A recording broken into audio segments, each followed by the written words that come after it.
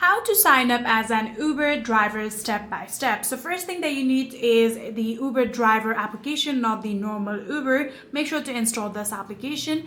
Then you can simply open it. After opening the application, this is the first page that you will be seeing, where you'll need to add in your email address or your phone number, or you can continue with your Apple ID or your Google ID. So in here, let's say I'm going to add in my email address. After adding down your email address, tap on continue. And then it will send you a 4-digit code on your email. Make sure to verify this. Simply get into your inbox and in here, simply copy down that code. So after copying the code,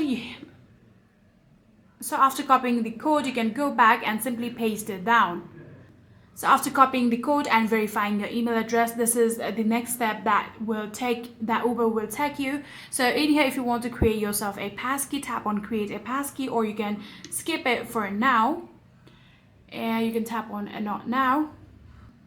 So after doing that, here you can see this is the another thing that you would need to do. So in here, what you're going to do is follow all of these process. So first thing that you would need is activation wait list. So tap on that one, and here you'll need to get in the further process of how you can do it. Simply tap on upload document, and then it will require you to add in all of your governmental document in order to set your background check up that Uber will do. So after doing that, here you'll need to upload your profile picture, and after uploading the profile picture, there are obviously the another thing that you would need to do.